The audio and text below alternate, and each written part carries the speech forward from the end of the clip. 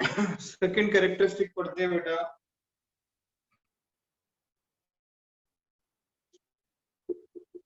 Reaction is reverse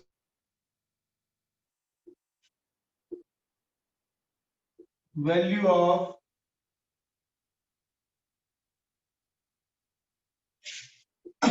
equilibrium constant is inverse। अगर reaction को reverse करेंगे इक्विलिब्रियम कांस्टेंट की वैल्यू इनवर्स हो जाती। रिएक्शन को रिवर्स करने पे इक्विलिब्रियम कांस्टेंट की वैल्यू इनवर्स, मतलब एक रिएक्शन है मेरे पास A plus B C plus D, clear है? यहाँ पे फॉरवर्ड में जाएंगे, फॉरवर्ड के लिए रेट कांस्टेंट की वैल्यू सपोज आई मेरे पास 10, kf आगे जाने के लिए kf की वैल्यू 10 है, बैकवर्ड के लिए क्या हो जाएगी 1/10। रिवर्स के लिए value of equilibrium constant is inverse. Forward के लिए जो वैल्यू है इक्विलिब्रियम कांस्टेंट की, बैकवर्ड के लिए उसका रेसिप्रोकल हो जाएगा। ये कैरेक्टरिस्टिक है, याद रखनी है हमने। फॉरवर्ड के लिए 20 है तो बैकवर्ड के लिए 1/20। Right on.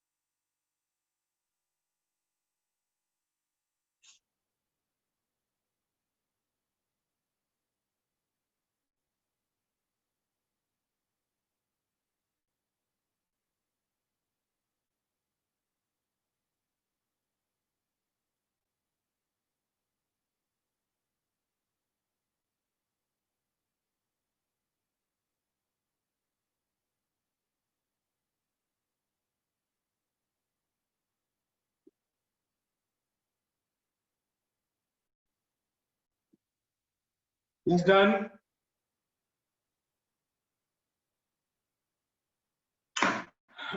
दो कैरेक्टरिस्टिक बताइए आपको। फर्स्ट कैरेक्टरिस्टिक कि इक्विलिब्रियम कांस्टेंट कंसंट्रेशन पे डिपेंड नहीं करता रिएक्टेंट की, it depends on temperature. Second आपको बताया कि अगर मैं रिएक्शन को रिवर्स करता हूं तो इक्विलिब्रियम कांस्टेंट इनवर्स हो जाएगा। Third characteristic,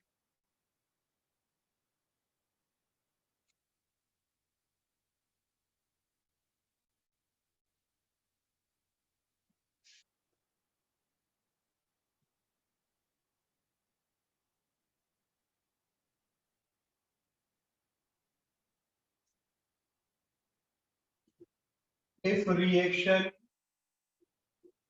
is divided by 2, new equilibrium constant is square root of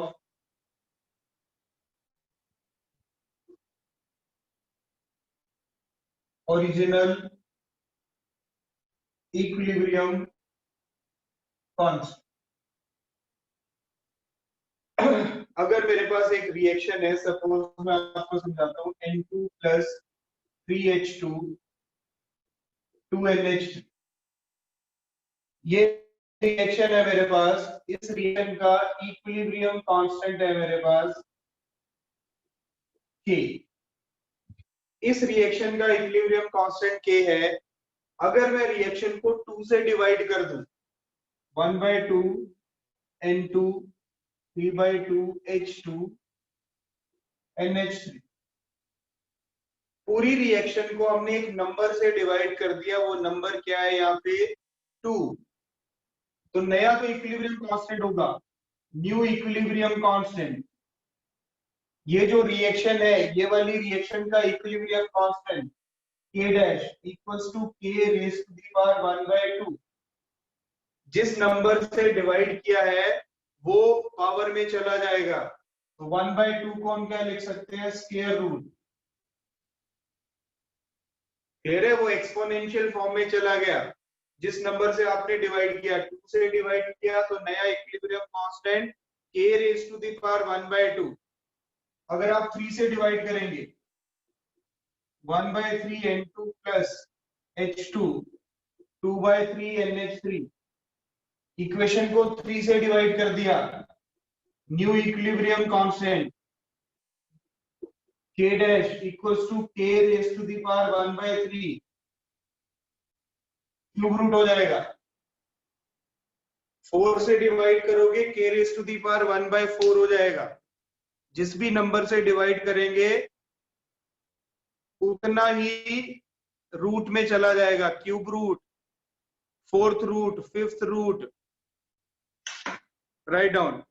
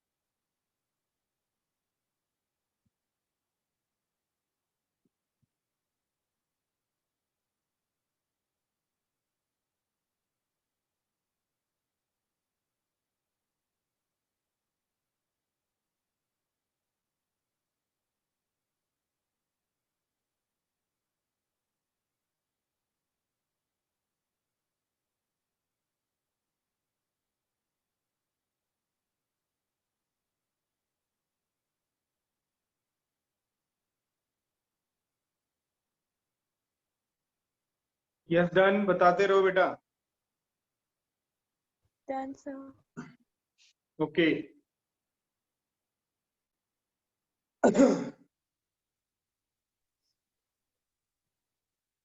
Done, sir.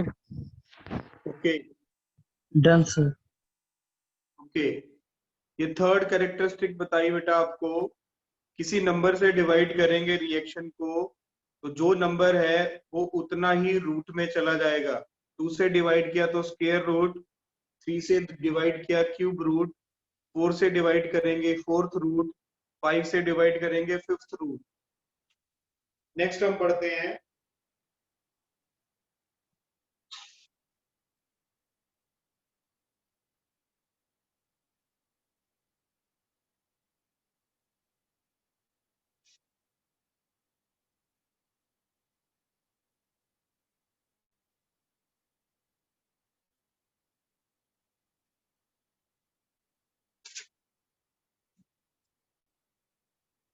if reaction is multiplied by 2। Reaction को 2 से मल्टीप्लाई करो। If reaction is multiplied by 2, new equilibrium constant the square of original equilibrium constant। अगर हम reaction को 2 से multiply करेंगे तो नया इक्विलिब्रियम कांस्टेंट पुराने इक्विलिब्रियम कांस्टेंट का स्क्वायर हो जाएगा। N2 प्लस 3H2 2NH3, इसका इक्विलिब्रियम कांस्टेंट है K। हम इसको 2 से मल्टीप्लाई कर देते हैं,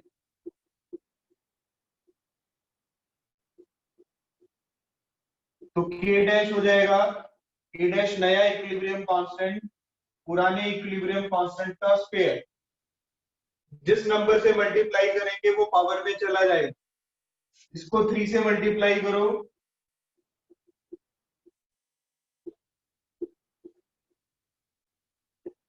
k dash equals to K3, 4 से मल्टीप्लाई करोगे पावर 4 हो जाएगी। क्लियर है? नंबर से डिवाइड करेंगे तो स्क्वायर रूट हो जाएगा, मल्टीप्लाई करेंगे तो स्क्वायर हो जाएगा। Last characteristic, if reaction is written in two or more steps, then equilibrium constant of overall reaction is product of equilibrium constant in each step.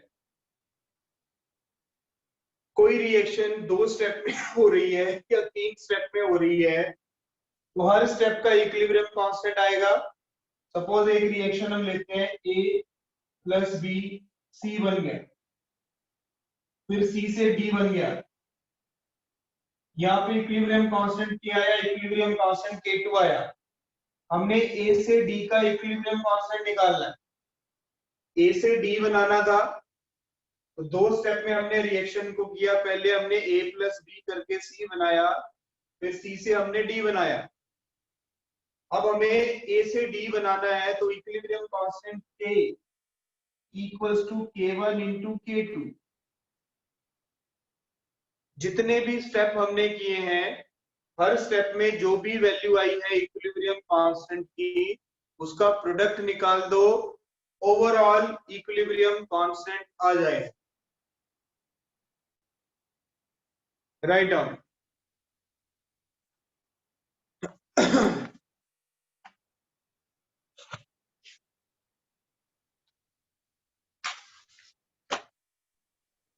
Sir last वाला point एक बार फिर से बता दो। अगर हम किसी भी रिएक्शन को 2 स्टेप में पूरा करते हैं, 3 स्टेप में पूरा करते हैं तो हर स्टेप जो इक्विलिब्रियम में है उसकी इक्विलिब्रियम कांस्टेंट की वैल्यू पता चलेगी हमें। जितने भी स्टेप में रिएक्शन हुई है, सपोज हमने रिएक्शन को 2 स्टेप में किया है, पहले स्टेप में equilibrium constant K1, second step में इक्विलिब्रियम कांस्टेंट K2। पूरी रिएक्शन का A से D बनना है, ये रिएक्टेंट है, ये प्रोडक्ट है। हमने A से D का इक्विलिब्रियम कांस्टेंट निकालना है, दैट इज K। K1 जो पहले स्टेप में आया इंटू K2 जो सेकंड स्टेप में आया। जितने भी स्टेप है हर स्टेप के इक्विलिब्रियम कांस्टेंट का प्रोडक्ट निकाल दो, ओवरऑल इक्विलिब्रियम कांस्टेंट आ जाएगा। Yes sir.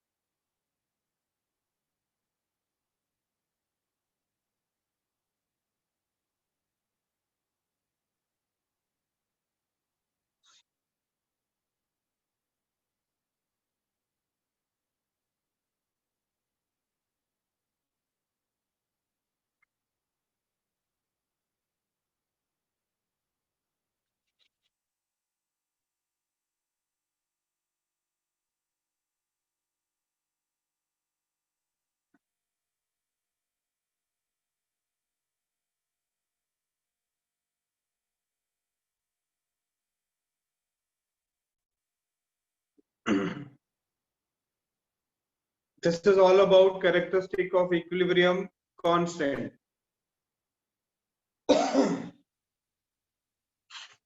Yes, done. Yes, sir. Anybody left?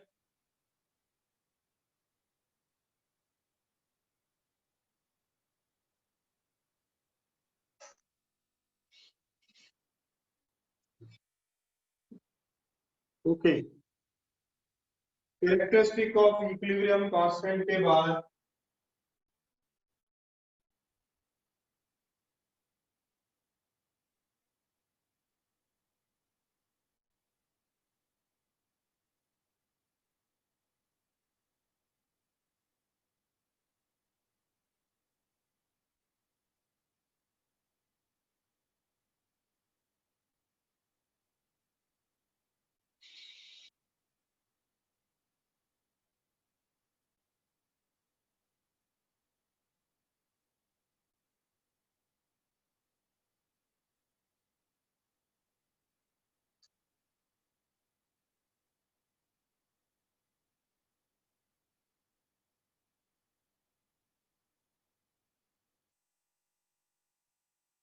units of equilibrium constant Kc है. Kc के यूनिट अगर हम लिखें, Kc का फॉर्मूला हमने आपको बताया मोल पर लीटर. कॉन्सेंट्रेशन है, कॉन्सेंट्रेशन के यूनिट हो गए mole per litre raise to the power delta Ng. Delta Ng change in number of gaseous mole. अगर डेल्टा Ng 0 है, anything raised to the power 0 is 1, then Kc has no unit. अगर delta Ng की value 0 है तो Kc का कोई unit नहीं होगा. अगर डेल्टा Ng 1 है, then Kc equals to mole per liter raised to the power 1, mole per litre. तो डेल्टा Ng की वैल्यू डिसाइड करेगी कि एक्चुअल यूनिट क्या होगी किसकी, Kc. सिमिलरली अगर हमें Kp देखना है तो Kp में यहाँ पे कॉन्सेंट्रेशन की जगह pressure, atmosphere raise to the power delta Ng, या फिर प्रेशर के यूनिट बार लेते हैं, bar raise to the power delta Ng. तो यहाँ पे भी डेल्टा Ng डिसाइड करेगा कि रेट कांस्टेंट की यूनिट क्या होंगी. Right on.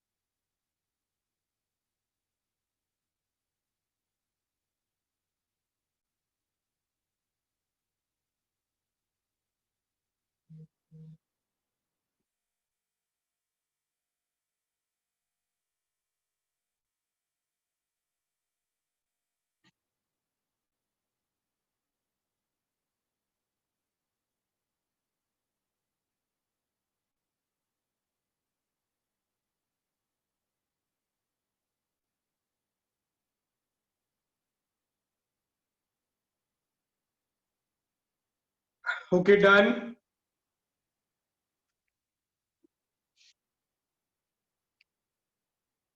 Yes, sir.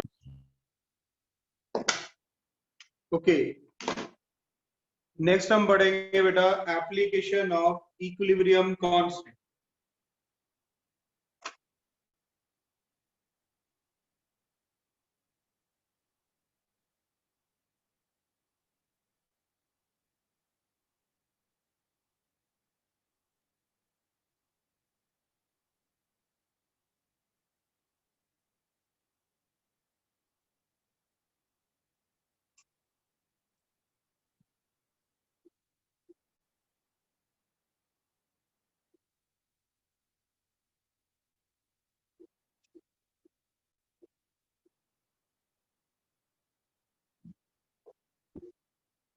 Application of equilibrium constant.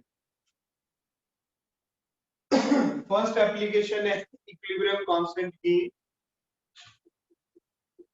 It is used to calculate feasibility of reaction। Reaction की फिजिबिलिटी बताएगा कौन? KC, that is equilibrium constant. Feasibility का मतलब रिएक्शन होगी या नहीं, फिजिबल होगी, नॉट फिजिबल नहीं होगी। इफ वैल्यू ऑफ केसी, अगर केसी की value greater than 10 raise to the power 3, मतलब जब हम इक्विलिब्रियम कांस्टेंट निकालेंगे फॉर्मूला से, फॉर्मूला है Kc equals to concentration of product over concentration of reactant, product over reactant concentration Kc। अगर Kc की value 10 raise to the power 3 से ज्यादा आती है, reaction goes up to completion.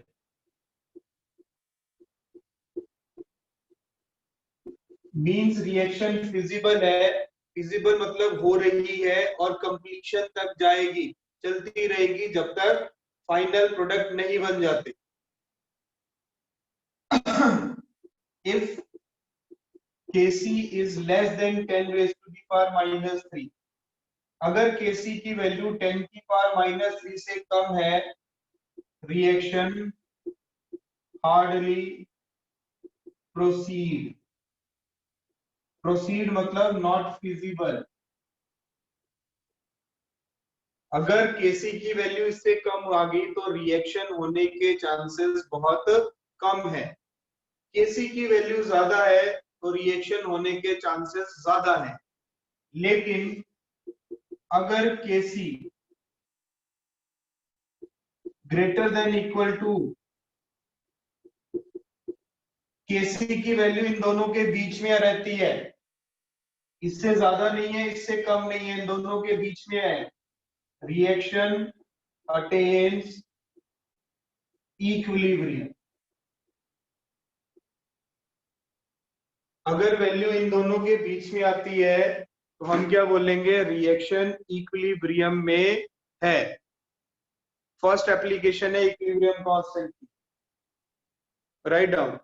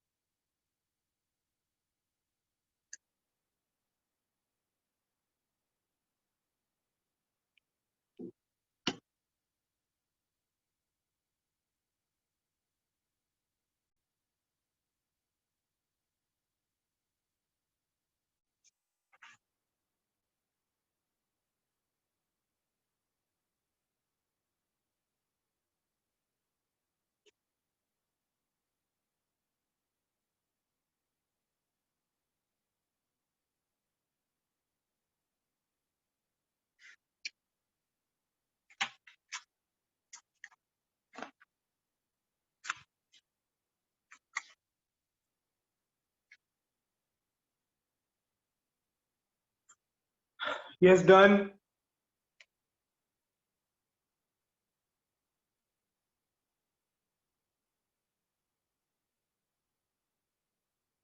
Anybody left?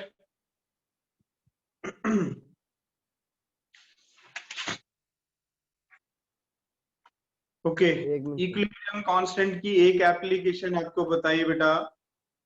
Second application next lecture में लेंगे और उसके बाद उससे रिलेटेड न्यूमेरिकल्स करेंगे। थ्योरेटिकल पार्ट कम है इसमें, न्यूमेरिकल पार्ट ज्यादा है।